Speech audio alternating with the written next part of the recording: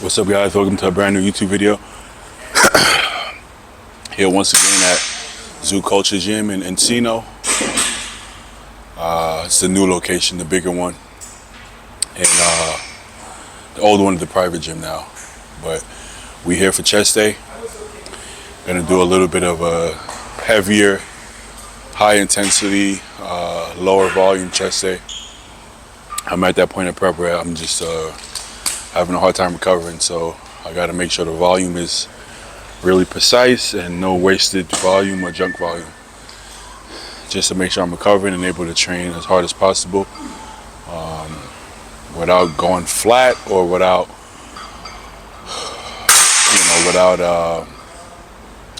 accumulating too much fatigue, and then everything takes a hit and everything goes to shit, which I've been down that road too many times. So I had to learn that lesson the hard way. And no junk volume, no wasted effort. Make sure everything counts and everything's building muscle. So that's where we are right now. Even on the exercise selection, I like to start with dumbbells a lot, but even that right now at this point is a lot of wasted energy. For how I'm feeling today in particular, it's gonna be weeks that I'm gonna be fine to do that, but I know how I'm feeling today. It would just be risky. My brain is not functioning at 100%.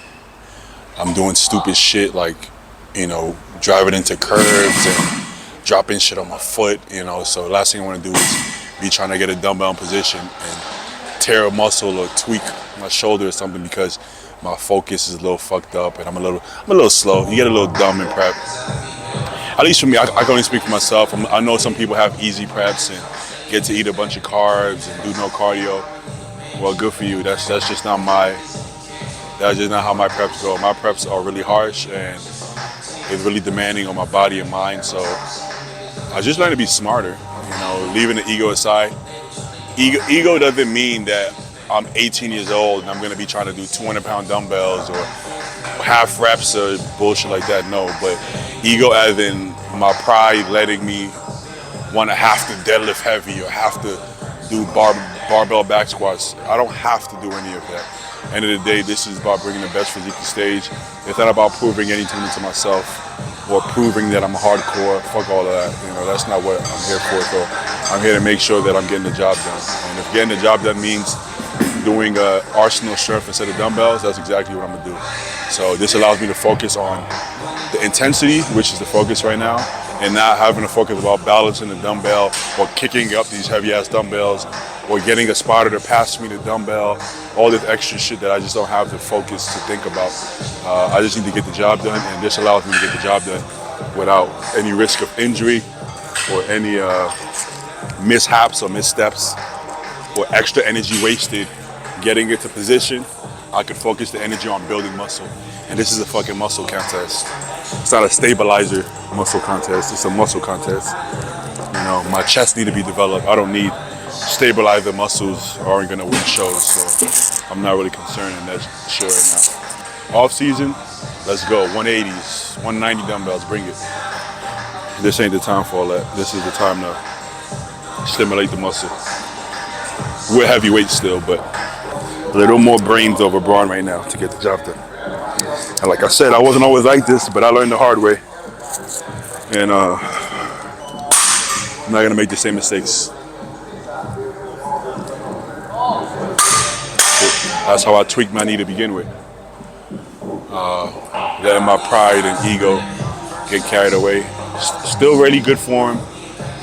Still pretty much, almost perfect form, but I didn't have to hit a PR because that's not what prep is about. But let's get into the set now. First working set, incline hammer strength. Incline arsenal.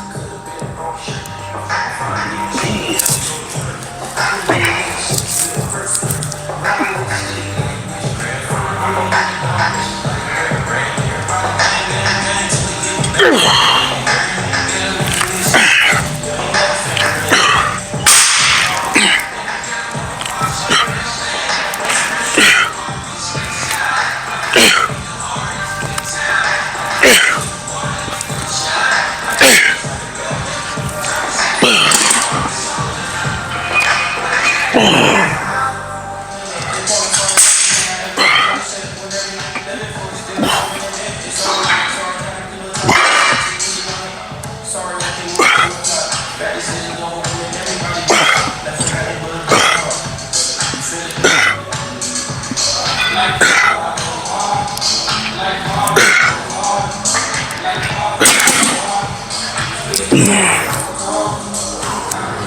right, second movement today.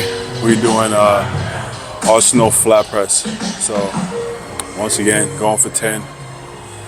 Oh, this is the first working set, so the goal is to hit 10 reps. And then I'll do a back down set where I'll try to get a little bit more reps. But this set, goal is for 10 reps. Goal is always 10 reps though. Even if I don't get 10 reps, that's always the goal.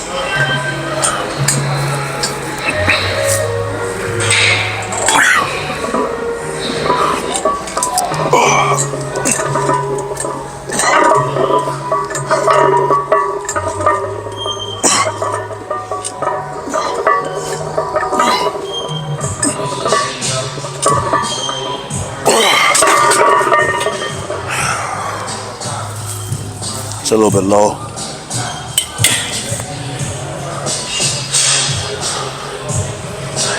Do one more back down set.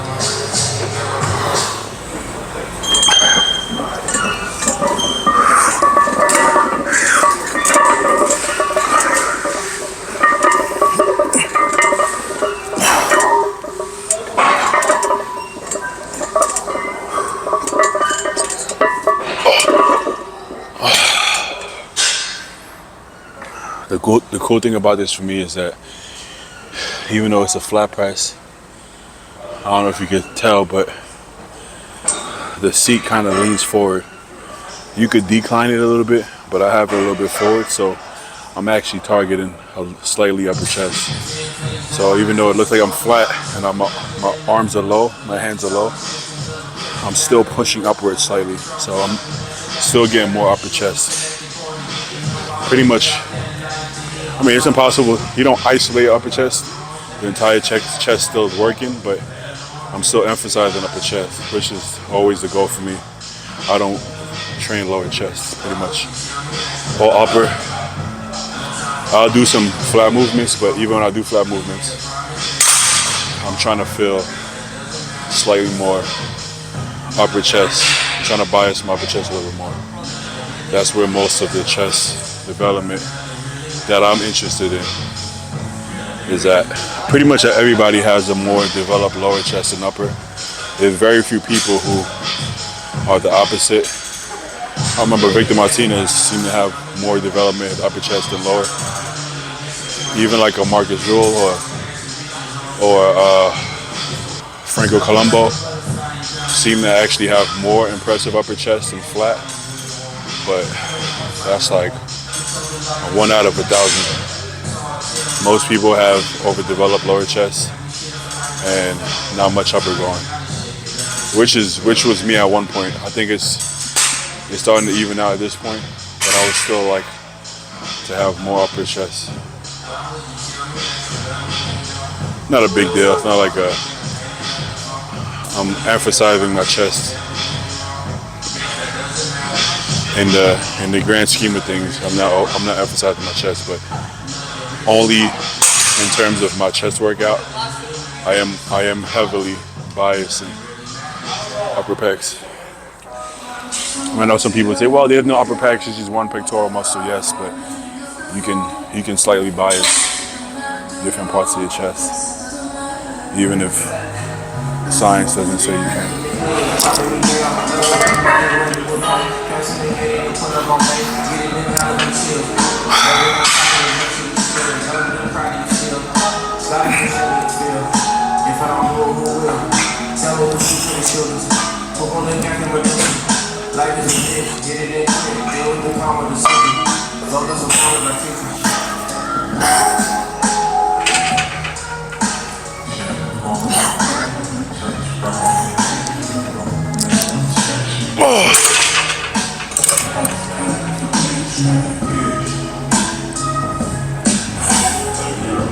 I'm gonna go a little lighter next set.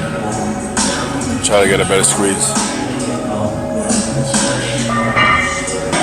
My first working set, I'm usually just trying to move heavy weight and force blood into the muscle. And then my second set, which is the back down set, I try to get a better stretch and a better squeeze.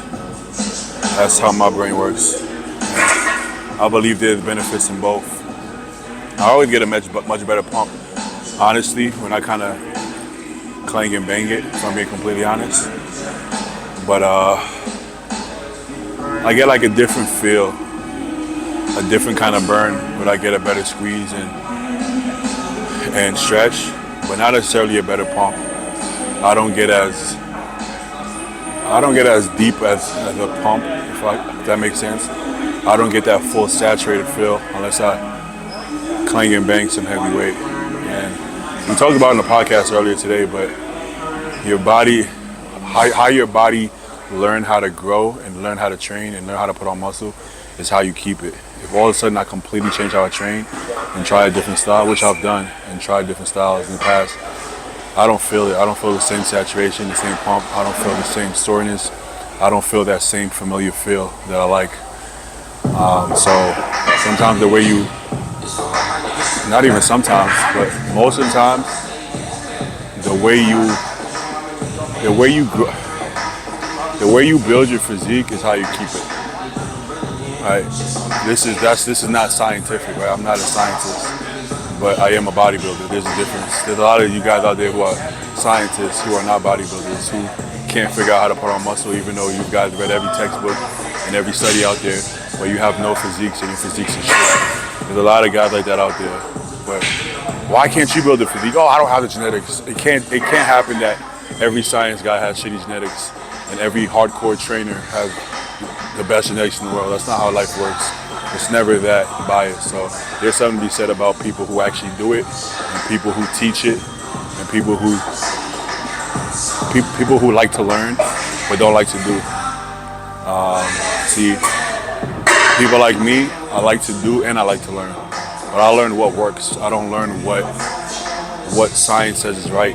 I'll learn what science works for me and what science is just that. It's just textbook, but it doesn't correlate. So I'm always down to try new things, but if it doesn't work and the way I learn works better, or the way I was taught works better, or the way I feel works better, that's what I'm gonna do.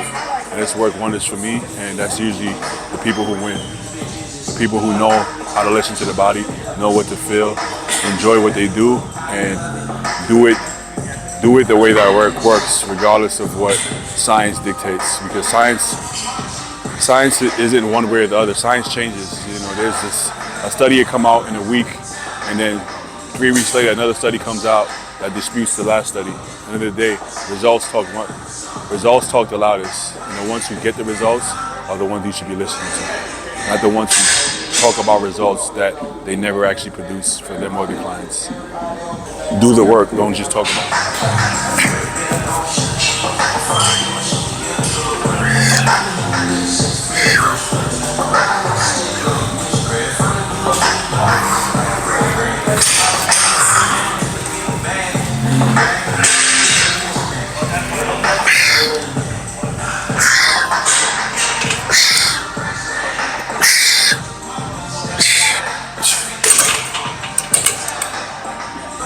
See, that felt a little bit light. I probably won't do that again.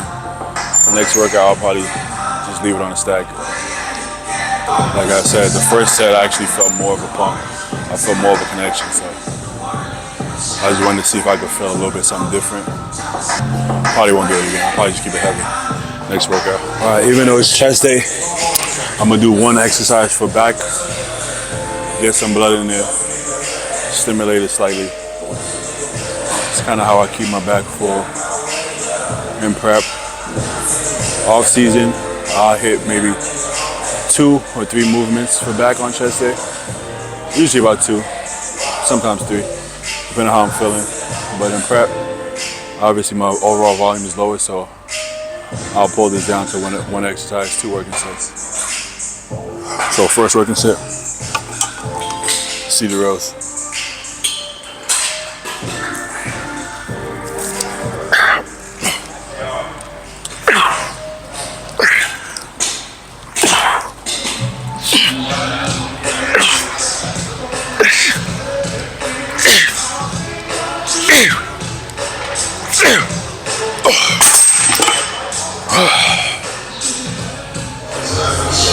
I only did one working set on the seated rows, so I'm gonna do this second working set. You know, like I said, 2 working sets, so I'm gonna do the second working set on cable pullovers.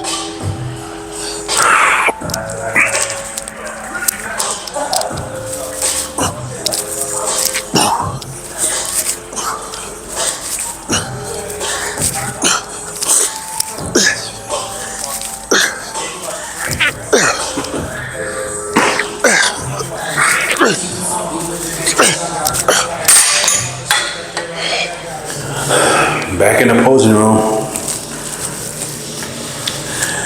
doing what we do, pose. I realized I never really do the quarter turns on camera, so I think I should do it. Or should I? Fuck it, I'll do it. I usually keep those to myself, but might as well.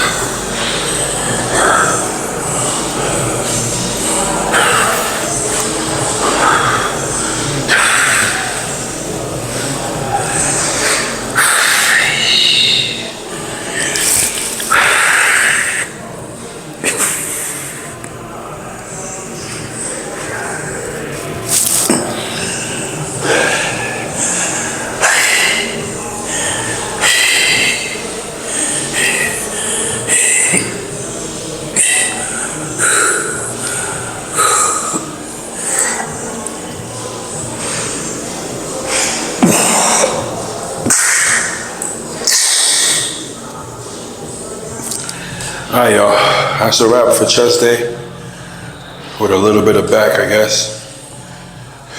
I just call it chest day.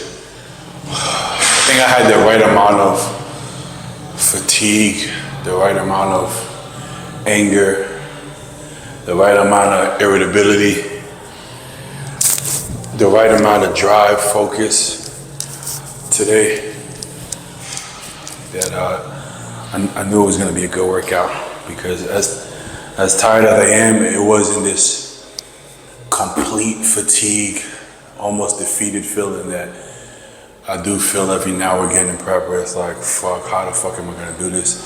I didn't feel that. I mean, when I pulled up, I took a nap in the car, but that's just prep fatigue. It's nothing like concerning that I feel like, oh, I have to pull back or I have to do something to balance this fatigue out. It's just normal fatigue, at least normal in my book, you know. It's all of this shit is relative. All the suffering and all the hunger and all the fatigue is relative to you, you know. What that means for me might mean something completely different for you, you know, depending on your own body, your own genetics, your own metabolism. Some people might consider suffering no cardio and a shit ton of food. It might still be suffering for somebody else. So it's all relative to what you feel and what you're going through. So relatively speaking for me, it was a level of fatigue that I was comfortable with, which I knew that was gonna put me in a position to push pretty hard and enjoy the workout as well. Not one of those workouts where I'm just dreading it and wanting to get it over with. So these are the workouts that I enjoy in prep. I like when it's hard sometimes. I like when it's difficult. Just because it makes me find out what kind of man I am, because at the end of the day, life is easy. You know, I know people say life is hard, but that's not true. Life is the easiest it's ever been for any civilization. You know, this is not difficult. Like living in this planet or on this planet 200 years ago, that was difficult. Even 50 years ago, that was difficult or more difficult in comparison. Living in 2024 is not fucking difficult. You could order DoorDash, you can order Instacart. You don't even have to leave your house. I make a living basically sitting at home most of the time, most of my income. So at the end of the day, life is fucking easy. Whether you work a 9 to 5 or whether you do Uber or whatever you do, life is easy in comparison to other countries and other times in history. So when I do something that's difficult, it makes me feel good about myself. Like I'm willing to do shit that a lot of people not willing to do. So I get some kind of gratification off of it. So I like when the workouts are difficult. Not necessarily difficult to a point where I can't find joy in it and I'm like struggling to fucking stand up. That's a bit overboard. I don't enjoy that, but I understand it's part of the process and I enjoy the process. So when those days come, I'll take it on the chin and just get the job done still, but these are the days I enjoy. It might not look like I'm enjoying it right now, maybe from my expression and cadence in my voice, but make no mistake, I love it. I love every moment of it. So, successful workout in my books. I don't know what it looks like on camera. I don't know what it translates to as a viewer watching, but from my point of view, it was intense and it was fun, and it was a good workout in my books at least. And that's all that matters, because I know what's enough for me.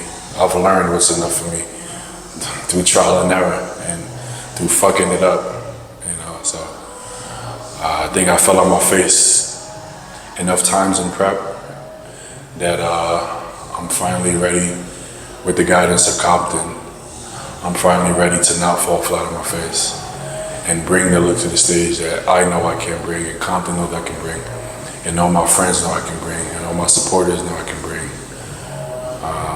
I think it's finally time to bring that. So let's get it done, man. I know it's a one-man sport and it's a selfish sport and everything, but it's deeper than that sometimes.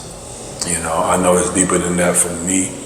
I know it's deeper than that for my friends and my family and my loved ones and my supporters. They really got my back.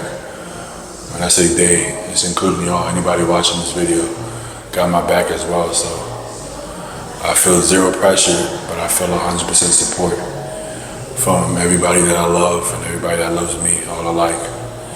And it's deeper than just me. And it's okay to have help. Leave the pride alone, leave the pride at home, and stop wanting to be self-made and stop wanting to do everything by yourself. I coached myself for years to prove what? What are you proving? Have I won shows coaching myself? Yes, but who gives a fuck? The judges don't give a fuck. The IFBB don't give a fuck.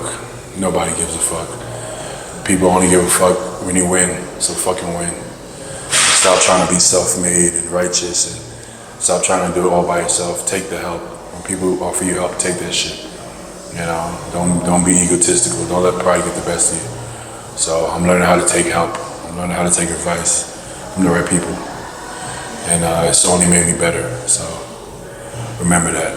Don't get too big of a head or think you're too cool or too powerful to accept help in life. We all need fucking help at the end of the day.